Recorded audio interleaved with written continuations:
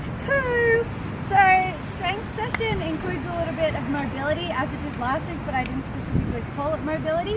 So everything in the first strength mobility workout is all about control through your body. So the first 2 exercises is spinal segmentation and the 90-90 transfers. So you're going to do both of those on a mat or on the ground.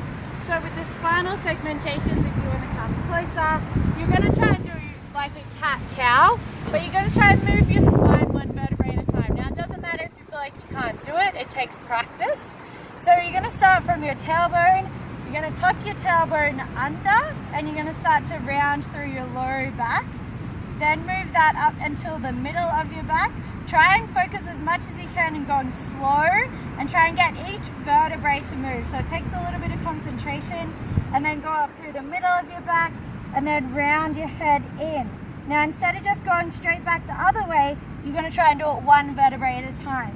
So starting from your tailbone again, start to tilt your tailbone, start to go slowly 1 vertebrae at a time. Stop when you feel like it's hard, and then start to go a little bit more, start to concentrate, drop through your chest, and then lift your head up last. So that's the spinal segmentations. You're going to concentrate on doing 3. Really try and draw your belly in, get your core working. And then the second exercise, the mobility part, is a 90-90 transfer. So if you see here, my knee is in front of my hip, and my other knee is in front of my other hip. My legs are at 90 degrees. If you want to send me a video, I can get a protractor out and show you what 90 degrees looks like. Knees and hips in 90 degrees. Bring your hands into your chest. Now, if your knee doesn't go all the way to the ground, just don't worry about it, it'll get there.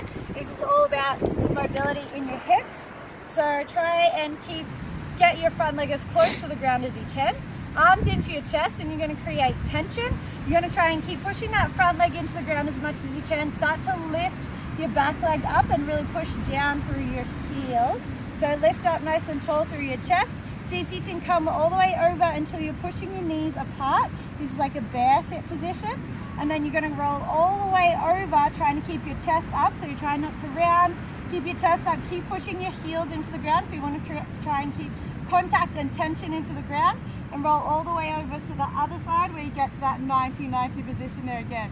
So again, it's about control. Don't worry if it doesn't work the first time. Push down through your feet. You're going to come all the way back. So you're going to do 4 transfers like this. Trying to make your hips move and rotate in their sockets. Try not to let your butt come off the ground too much. Pause. So, second set of exercises. So you're going to do those 2-3 rounds, and then you're going to go into deadlifts and the push-ups with a tricep extension. So the first, you can do a deadlift or a hip hinge. So if you're doing a hip hinge, you're going to just practice the movement. So for some people, just this movement is enough, but they're getting that hip hinge from their hips, purely from their hips, not from their back rounding. So hip hinge and then standing up nice and tall, or you can do it with a weight. So you're going to go hip hinge into that movement. Keep the weight super close to you, so you want to keep it as close to you as you can. Stand tall, shoulders back, and then coming back down. So you're going to do 8 to 10 of these. If the weight's heavy, do 8. If you need to do extra, do 10. Then you're going to do 6 to 8 push-ups with a tricep extension. So in this one, you're going to go forward, elbows tucked in, you're going to go down. So when I go down, my hands are close to my ribs. I'm going to lift my hands up off the ground. So I like to go into fists. Lift up, squeeze my shoulder blades together. Try and get your elbows to touch each other, so elbows close together. And then extend your arms back. Try and keep squeezing, keep as much tension as you can in your back. So my shoulders aren't down like this. I'm trying to pull my shoulder blades together. You shouldn't feel anything in your low back, it's all in that upper back. Bring my arms back in, and then hands to the ground, push up.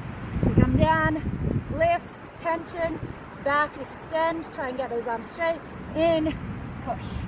So you're going to do 6 to 8. So part 3 of the strength workout, you're going to do Deadbugs.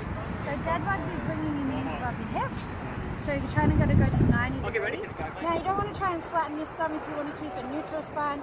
Arms are going to go up, you're slowly going to reach out, extend as far as you can, opposite arm to opposite toes, and then slowly come back in.